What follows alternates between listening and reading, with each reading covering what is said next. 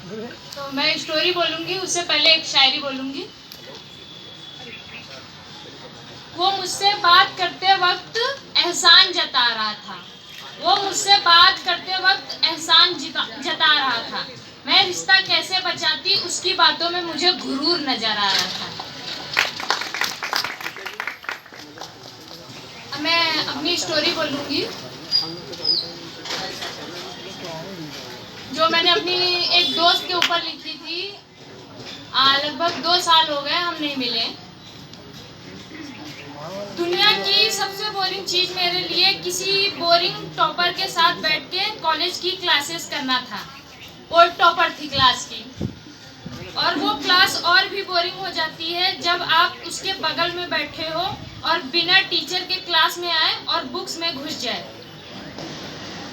बस एक बात मन में चलती है, आज किसका मुंह देखा था जो इसके साथ बैठना पड़ा।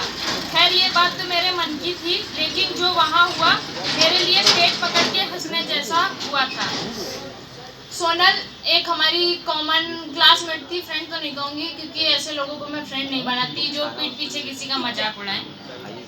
टॉपर जिसका नाम प्रिया था से सोनल ने प्रिया से बोला, तुम्हारी हैंडराइटिंग मुझे बहुत अच्छी लगती है, और जो तुमने एप्लीकेशन लिखी थी जब मुझे हाफ डे चाहिए था, वो मैंने एप्लीकेशन फ्रेम करा के अपने रूम में रख रखा है, अपने रूम में लगा रखा है उसको, ताकि मैं उसको देख सकूं रोज। सोनल फिर बोली, जो तुमने आइडिया दिया था पेड़ में पानी डालने का, जब थोड़ा मैं अपसेंट होती हूँ तो सच में बहुत सुकून मिलता है।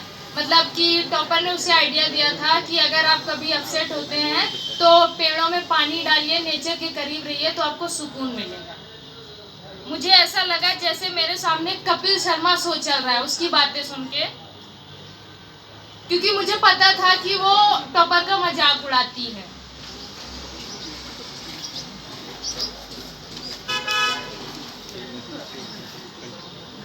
मेरे और प्रिया के सब्जेक्ट एक थे, इसलिए वो अक्सर क्लास में दिखती थी।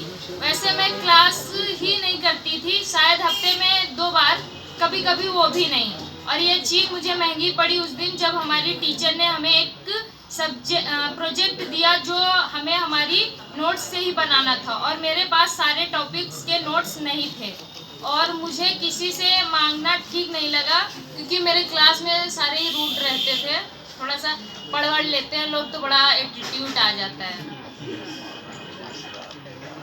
तो टॉपर जो थी सबकी हेल्प करती थी, तो मैंने सोचा उससे मैं भी हेल्प ले लेती हूँ। तो मैंने टॉपर से हेल्प मांगी, उन्होंने मेरी हेल्प भी की।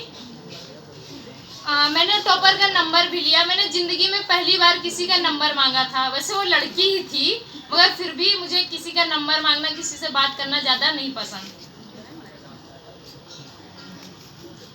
और मैं घर जाके वो बात सोच रही थी कि मैंने सच में आज किसी का नंबर लिया है। एक दिन टॉपर का कॉल आया, मैं उससे काफ़ी देर तक बात करी। मैं सोच रही थी हमारी टॉपर उतनी भी बोरिंग नहीं है जितना हम सब समझते हैं। उसने मुझसे काफ़ी देर तक बातें की, लगभग 30 मिनट, और उन 30 मिनट में हमने शायद पढ़ाई से रिलेटेड कोई बात की होगी। हम एक दूसरे की लाइक डिसलाइक के बारे में बात कर रहे थे। वैसे तो कॉलेज में जब भी मैंने उसे देखा, कभी वो बुक्स में होती थी तो बुक्स कभी उसमें होती थी। खैर बात यही खत्म हो जाती अगर उसकी गलती से कॉल ना आया होता मेरे पास। उस टाइम कॉलेज बंद चल रहे थे। उसने मुझे क्लास में आने की बात कही क्योंकि उसे पता था मैं बहुत कम क्लास करती हूँ। मैंने उसे कहा ज़रूर आऊँगी। मैंने उसे ये बात मैंने ये भी बात उसे बताई कि एग्ज़ाम में मेरे काफ़ी कम नंबर आते हैं। तो उसने एक बात कही थी जो आज भी मेरे जहन में चलती है, अगर मुझे ये बात पता होती कि आपके काफ़ी कम नंबर आते हैं तो मैं हमेशा अपने कॉलेज बैग की तरह आपको भी अपने साथ रखती। अच्छा मजाक किया था उसने। हाँ मजाक ही था, क्योंकि आगे जो हुआ इसका उल्टा हुआ।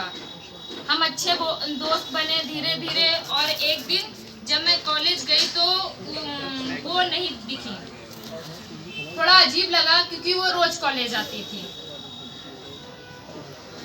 कई दिन हो गए कॉलेज नहीं आई और 10-11 दिन बाद हमारी टीचर ने हमें बताया प्रिया कॉलेज से ट्रांसफ़र ले चुकी है, उनके पापा का ट्रांसफ़र हो गया है।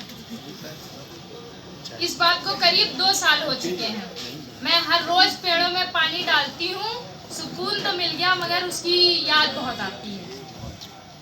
और उसके लिए जो उसने मेरे लिए नोट्स लिखे थे मैंने उनको काफ़ी संभाल के रख रखा है और मैं अक्सर उन्हें पढ़ा करती हूँ, मगर उसका मजाक अच्छा था।